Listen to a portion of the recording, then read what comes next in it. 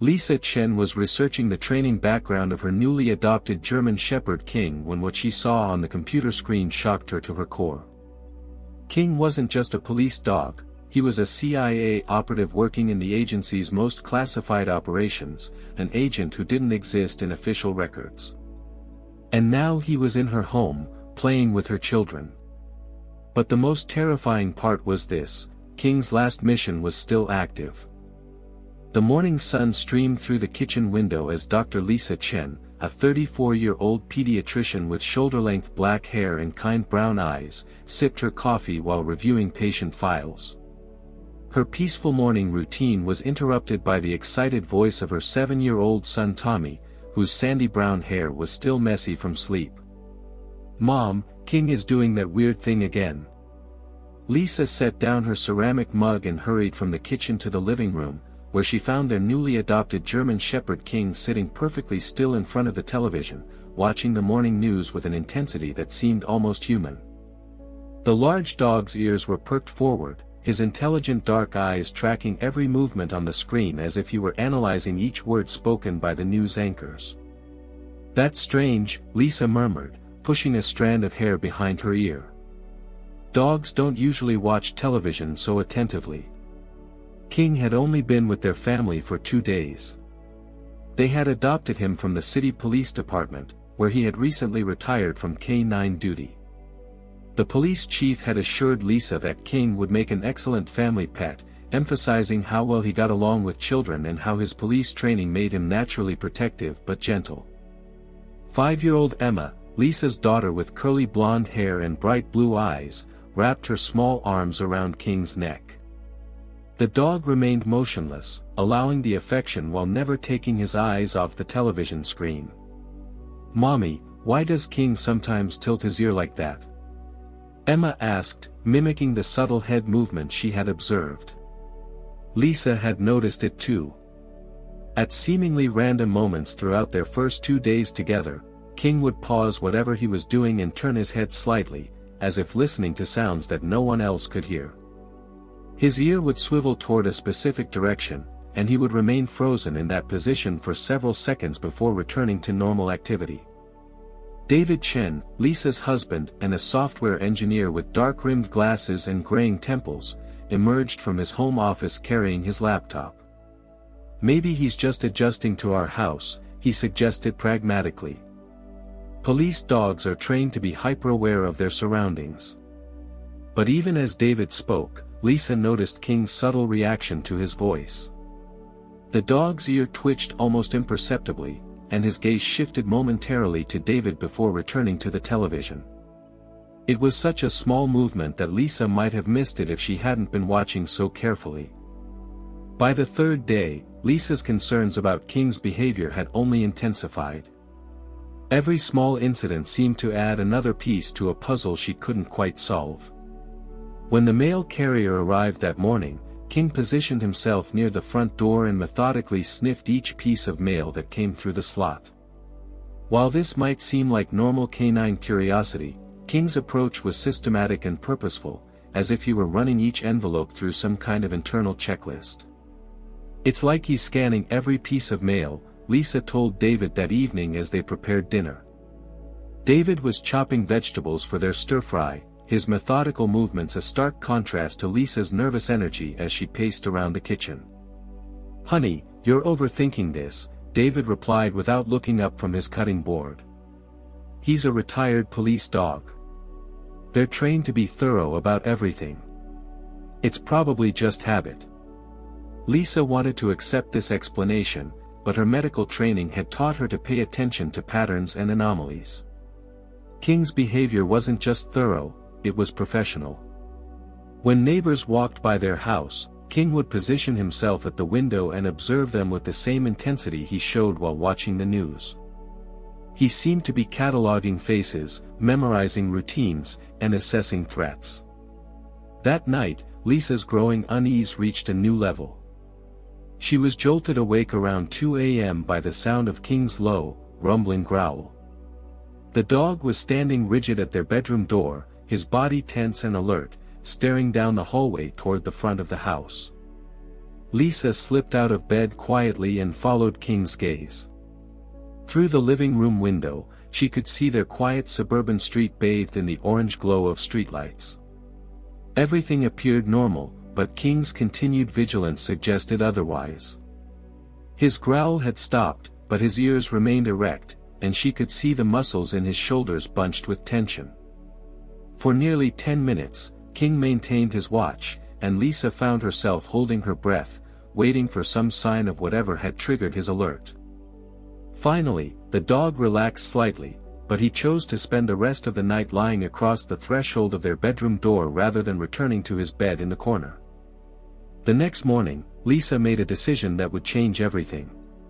She needed to know more about King's background, beyond the basic information provided by the police department. The official paperwork had been surprisingly sparse. King, 5 years old, German Shepherd, specialized in narcotics detection, excellent health, suitable for family adoption. But King's behaviors didn't align with those of a typical drug detection dog. Lisa had done her research after deciding to adopt a retired police dog, and she knew that narcotics dogs were trained differently than what she was observing. King's hypervigilance, his systematic approach to analyzing his environment, and his apparent ability to assess human behavior suggested a much more sophisticated level of training. Sitting at her home computer while the children played in the backyard, Lisa began her investigation. King lay nearby, and she noticed that he seemed more alert whenever she typed. At first, she dismissed this as coincidence, but as she continued her research, she became convinced that King was somehow aware of what she was doing. Lisa started with King's microchip number, which she had received with his adoption papers. The basic pet registry showed the same information she already had, but Lisa knew that microchips could contain multiple layers of data accessible through different databases. She called her friend Dr. Michael Torres, a veterinarian who had helped her choose King in the first place. "Michael, I need a favor. Can you run a deeper scan on King's chip? I'm seeing some behaviors that don't match his supposed background." "Sure, Lisa. What kind of behaviors?" Lisa described King's systematic observation patterns, his reaction to the television news, and his nighttime vigilance. As she spoke, she could hear the skepticism in Michael's voice gradually giving way to curiosity. "That does sound unusual for a standard narcotics dog," Michael admitted. "Let me run that chip through a few different databases and see what comes up." An hour later, Michael called back, and the tension in his voice immediately put Lisa on edge. "Lisa, this is very strange. King's chip information appears in 3 different databases with 3 different identities. In one, he's listed as King with the police department. In another, he's Rex with a private security company. But the third entry..." Michael paused, clearly unsettled. "The third entry is locked behind some kind of federal security protocol. I can't access it, but the mere fact that it exists suggests this dog has a much more complex background than anyone told you." After hanging up with Michael, Lisa spent the rest of the day in a state of growing anxiety. She watched King more carefully than ever, noting how he positioned himself to maintain visual contact with all entry points to the house, how he seemed to anticipate the mail carrier's arrival before any audible cues, and how he reacted to certain sounds on the television news, specifically reports about international incidents or terrorism alerts. That evening, after David had gone to bed and the children were asleep, Lisa made a decision that would reveal the terrifying truth. She returned to her computer and began a more aggressive search for information about King's chip number. Using her medical credentials, she accessed databases typically reserved for emergency veterinary situations, hoping to find more detailed information about King's health history. What she found instead was a gateway to information she was never meant to see. It was 11:47 p.m. when Lisa finally broke through the digital barriers surrounding King's true identity. The screen flickered for a moment, then displayed a stark black page with red lettering that made her blood run cold. "Classified, authorized personnel only. Access violation will be prosecuted. K9 Agent King, CIA Covert Operations Division. Status, active. Security clearance, level 7. Specialization, counterterrorism, explosive detection, assassination prevention, deep cover operations. Handler, redacted. Last mission, Operation Silent Guardian, status, ongoing. Current assignment, protection detail, Dr. Lisa Chen and family. Lisa's hands began to shake as she read the information. King wasn't just an active CIA agent, he had been assigned specifically to protect her family. But why? And from what? She scrolled down to find more details. Threat assessment. Target, Dr. Lisa Chen. Risk level, critical. Threat source, International Assassination Network. Justification, target provides medical care to children of high-value intelligence assets. Protection protocol, deep cover family integration. Asset deployment, K9 Agent King, cover identity, retired police dog. The room seemed to spin around Lisa as the implications hit her. She and her family were in danger from international assassins, and the dog they had adopted wasn't a pet at all, he was a federal agent assigned to keep them alive. A soft sound from behind her made Lisa turn around. King was standing in the doorway, and for the first time, she saw him differently. His posture wasn't that of a family pet, it was the stance of a professional bodyguard. His eyes, which she had found warm and friendly, now seemed sharp and calculating. King approached the computer and sat down directly in front of the screen, as if acknowledging that his cover had been blown. For a long moment, woman and dog stared at each other, the weight of the truth settling between them. Lisa knew she had to wake David, but before she could move, her computer screen changed. The classified information disappeared, replaced by a single line of text. You have been identified. Remain calm. Help is coming. Within minutes, Lisa heard the sound of vehicles approaching their house. King immediately moved to the front window and gave a single, soft bark, not an alarm, but what Lisa now realized was a signal. David. Lisa called urgently, shaking her husband awake. Get up. Something's happening. David stumbled out of bed, confused and disoriented. What's wrong? Is it King? King is fine. We're the ones in trouble. The doorbell rang, and King trotted to the front door, his tail wagging slightly, another signal Lisa was beginning to understand. This was someone he expected. Lisa opened the door to find two people in dark suits standing on her porch. The woman appeared to be in her early 40s, with short auburn hair and piercing green eyes. The man was taller, with graying temples and the bearing of someone accustomed to command. Dr. Chen. I'm Agent Sarah Johnson, CIA, the woman said, showing her credentials. This is Agent Marcus Williams. We need to discuss King. Lisa's legs felt weak. I know who he is. I found his file. Agent Johnson's expression didn't change, but Lisa caught a slight tightening around her eyes. Then you understand that your family is in a very dangerous situation. As they entered the house, King immediately approached Agent Johnson and sat at attention. It was clear that these people knew each other well. King has been protecting your family for the past 6 months, Agent Johnson explained as they settled in the living room. We placed him with the police department specifically so he would be available when you decided to adopt a dog. David, still struggling to process what was happening, finally found his voice. Are you telling us that our decision to adopt King wasn't really our decision at all? Agent Williams spoke for the first time, his voice deep and measured.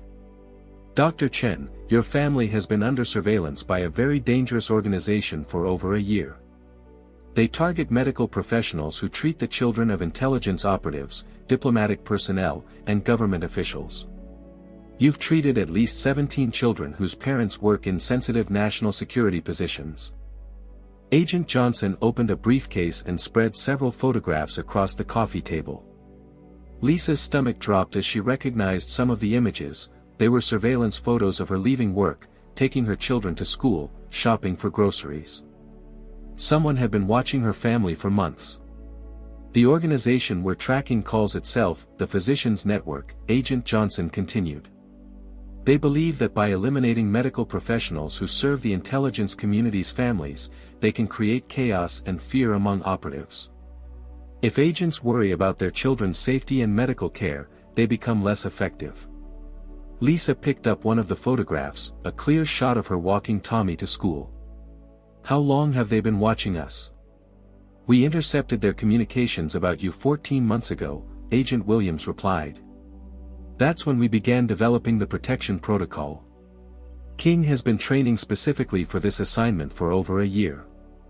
King, who had been lying quietly near the couch, raised his head at the mention of his name. Lisa looked at him with new understanding. Every behavior that had seemed strange or overly cautious now made perfect sense. "The systematic mail checking?" Lisa asked. "Screening for chemical or biological threats," Agent Johnson confirmed.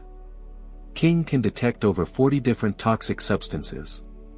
His reaction to the television news? He's been trained to recognize specific code words and phrases that might indicate operational threats. When he hears certain terms, he goes into heightened alert mode. "And his nighttime vigilance?" Agent Williams leaned forward. "That's why we need to move quickly.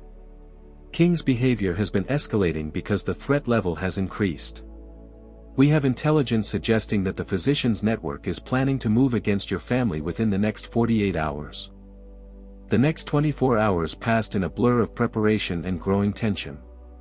Agent Johnson explained that while they could move the Chen family to a safe house, doing so would alert the physicians' network that their plan had been discovered, potentially allowing key members of the organization to escape.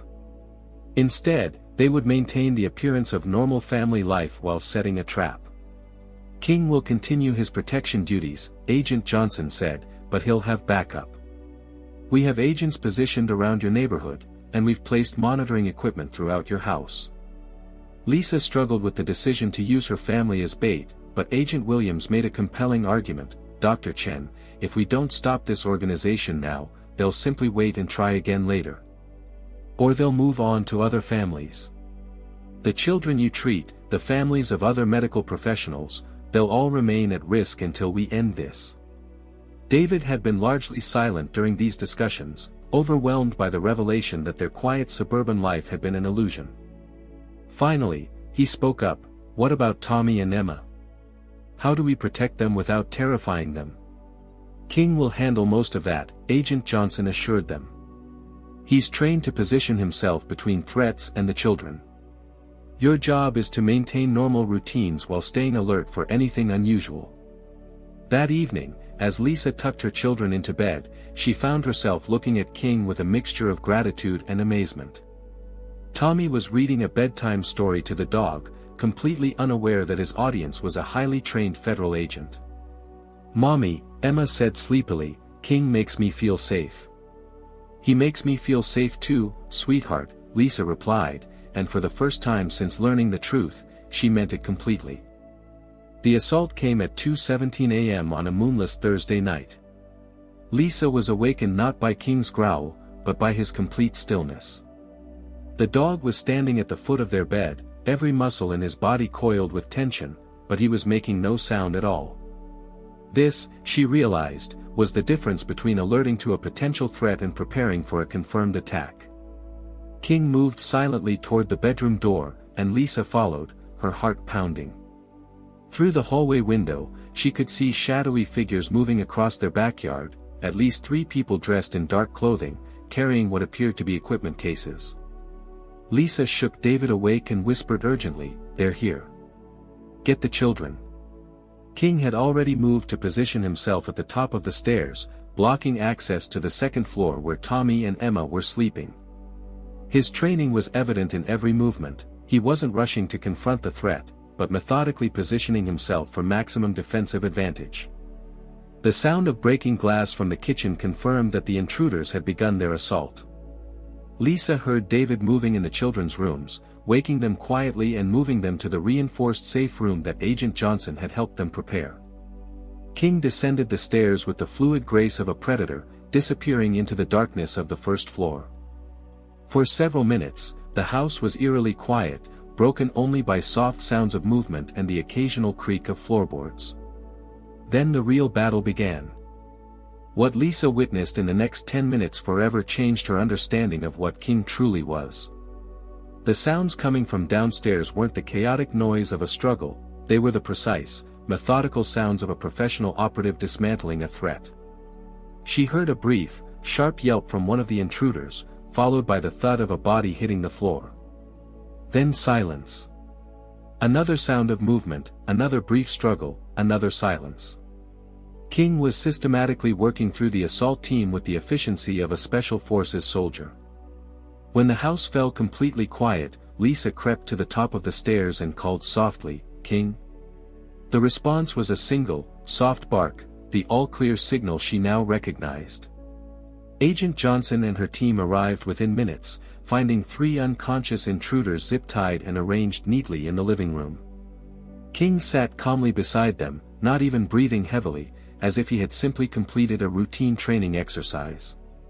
"Impressive work," Agent Williams said, examining the scene. "Non-lethal takedowns, minimal property damage, and all 3 suspects secured for interrogation." Lisa looked at King with new respect. "He did all this without making enough noise to wake the children." "That's why he's one of our best," Agent Johnson replied. "King has completed over 30 similar operations without a single civilian casualty or failed mission." 3 days later, after the captured operatives had been interrogated and the immediate threat neutralized, Agent Johnson returned to discuss King's future. "The physicians' network has been dismantled," she announced. "These were their key operatives, and the intelligence we gathered led us to their leadership. Your family is no longer in danger." Lisa felt a wave of relief, but also a sense of loss she hadn't expected. "What happens to King now?" "That's complicated," Agent Johnson admitted. "Officially, King is still an active CIA asset. But his cover has been blown, and he's developed genuine attachments to your family.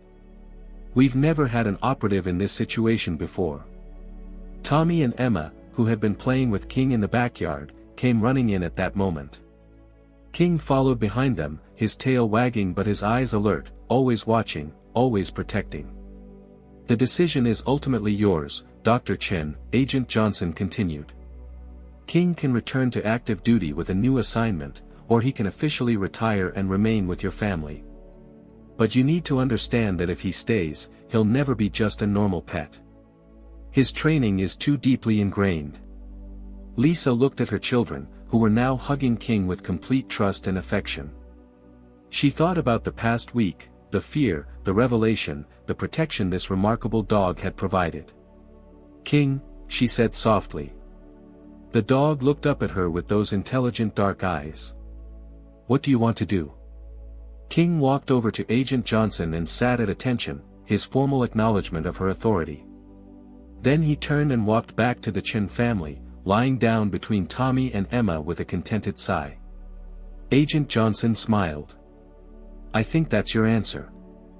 6 months later, King had successfully transitioned to civilian life, though traces of his training remained evident in everything he did. He still performed perimeter checks around the house each morning and evening. He still monitored the television news with unusual interest. And he still positioned himself strategically during family gatherings, always maintaining visual contact with all entry points. But he had also learned to play fetch with genuine enthusiasm, to sleep soundly through thunderstorms, and to accept belly rubs without maintaining tactical awareness of his surroundings. Lisa often found herself watching King and marveling at his ability to live in both worlds. During the day, he was a beloved family pet who helped Tommy with homework and listened patiently to Emma's stories. But she knew that if danger ever threatened her family again, the agent would emerge instantly. Dr. Michael Torres visited regularly, still amazed by King's story. "You know," he told Lisa during one visit, "I've been a veterinarian for 20 years, and I've never seen a dog successfully transition from active military service to family life the way King has." "Maybe it's because he chose us," Lisa replied, scratching behind King's ears. "He could have stayed with the CIA, but he chose to be part of our family." Tommy looked up from where he was building a fort with King's help. "King didn't choose us, Mom. We chose each other." Lisa smiled, realizing her 7-year-old son had perfectly captured the truth of their situation. King wasn't just their protector or their pet, he was their family member who happened to be one of the most highly trained operative in the world. And sometimes, late at night when King was performing his security rounds, Lisa would remember that first morning when she found him watching the news so intently. Now she understood that he hadn't been learning about the world, he had been monitoring it, making sure it remained safe for the family he had chosen to protect. A year after the events that changed everything, the Chen family had settled into a rhythm that accommodated King's unique nature. Neighbors knew him as the unusually well-behaved family dog who never barked unnecessarily and seemed to have an uncanny ability to sense trouble before it arrived. Agent Johnson visited occasionally, never in an official capacity, but rather as a friend checking on a valued colleague who had chosen retirement. During one such visit, she brought King a package, a new collar with a small, nearly invisible tracking device. Just in case the world needs him again, she explained to Lisa quietly. King accepted the collar with the dignity of a soldier receiving a medal, but his eyes never left Tommy and Emma, who were playing in the backyard. His choice had been made, and his loyalty was clear. That evening, as the family gathered for dinner, Lisa watched King lying contentedly beside Emma's chair, ready to catch any dropped food but also positioned to respond to any threat. She realized that their story wasn't really about discovering that their dog was a secret agent, it was about learning that love and loyalty could exist alongside duty and service.